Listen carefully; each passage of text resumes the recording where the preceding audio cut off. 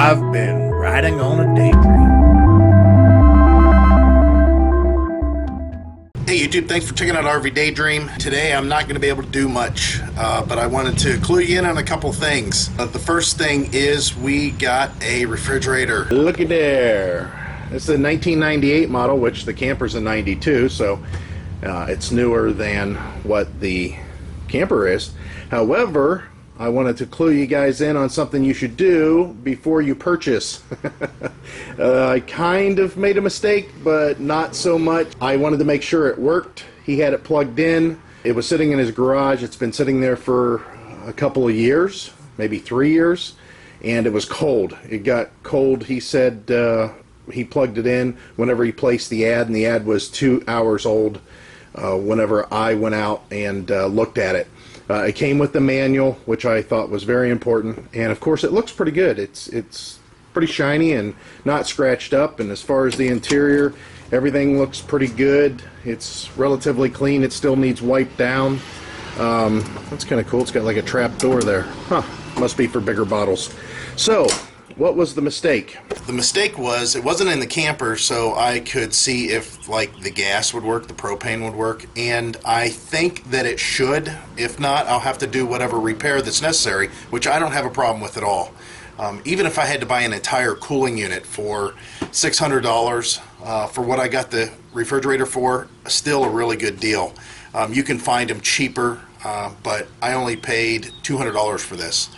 I haven't been able to find anything under $500 for a long time. I mean, I started looking last year about this time, and I couldn't find any. Again, if you guys have just joined me from the last few months, last year I was talking about how this camper doesn't have the correct refrigerator in it. It just has an electric dorm style refrigerator. Although it does the job, it's not correct. It's just wrong. I mean, I can't boondock. It takes that option away from me unless I'm running a generator. So we wanted to get something that ran on propane, and we started looking, and brand new, they're like $1,300. And I mean, for a camper that we only paid $2,200 for, I can't imagine putting $1,300 in it just for one component. I mean, it's not going to raise the value of the camper $1,300. So we've been looking for something inexpensive. That's kind of our whole motto on everything. We found this on Craigslist. Last night I went out to the gentleman's house, and it was like 10:30 when I got there. He said he didn't have a problem with me coming out late. It was a good buy overall. I mean, even with this needing repaired, and I'll tell you what that is. The repair is a recall. Yeah, so what I suggest to you is if you're looking at a refrigerator, get the model number, the serial number, and call the manufacturer, whoever it may be, and ask them if there's a recall outstanding on that unit. I went ahead today and called the company, which is Norcold in this case, and said, I know you guys have a recall on this. Can you tell me if I can identify the part, if it has been fixed previously? And she said no. What happens is whenever somebody needs a recall done, the dealer sends in all the information, and they basically log in their database that the recall had been taken care of. So she just wanted the serial number and the model number, which I gave to her, and she says it needs the recall done. So then I called the local dealer that she gave me the number to, and I've dealt with them in the past on many things. And I told them I wanted to know what it would take to get the recall done, and he said it's a process. And of course, this time of year, it's an issue to get any kind of unit in there. I said, well, the good news is, I said, you don't need my entire camper. And he says, well, I do need the VIN number off of it, and the model number, and the date of manufacture, stuff like that. He said, but yeah, if you've got it out, which I do, and I told him that. He says, you're right, you can drop it off. He goes, then it's just a matter of time. He said, I have to submit all this paperwork. And he said, at that point, if they have all the parts available, they'll send me a recall kit with instructions on how to replace all that stuff. He said, so there might be some time involved. He goes, first, for us to get a chance to look at it.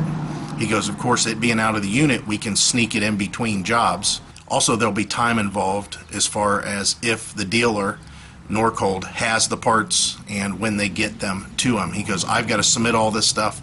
They've got to look it over, and then they've got to approve the recall and send me the kit.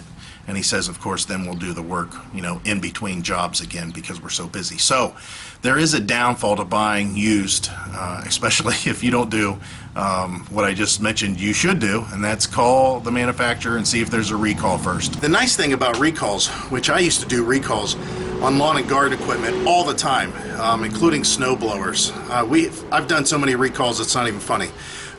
Usually the mechanics don't mind doing the recalls. Most of the time the recalls pay pretty good for the mechanic to get it done. Not all the time, there are exceptions, and I don't know what the case may be here, but there's recalls that they pay so many hours or an hour's time, whatever it may be, to do a repair that may only take 5 minutes, 10 minutes. So sometimes flat rate technicians get paid by what the book says it takes to do the repair, can knock the repair out in maybe 15 minutes, and they'll get paid for an hour's worth of work. That's how mechanics make big money working flat rate. Nice thing also about that is usually they test the system at that point to see if the recall is done correctly, the repair's done correctly. So I can kind of get my old unit that I bought used kind of checked out to see if it'll actually work. And if it doesn't, then at that point they can call me and say, hey, there's something else going on with your unit, and I can try to figure out from there what I need to do. So just a tidbit, just to let you know, we got a refrigerator, but you got to be cautious. Also, I wanted to give you guys a sneak peek. Heidi don't want me to because we're doing another video that ties all this stuff in, but let's give you a real quick sneak peek. Yeah, I don't know if you noticed, but the stripe is getting repainted. Okay, that's all I can show you right now.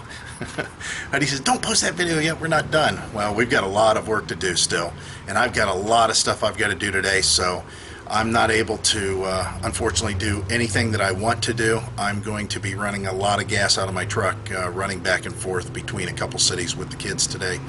And, oh well, it's one of those things. That's what kids are for, to run them around. So guys, as always, I hope to see you out there, and thanks for watching. I hope this helped out. Bye.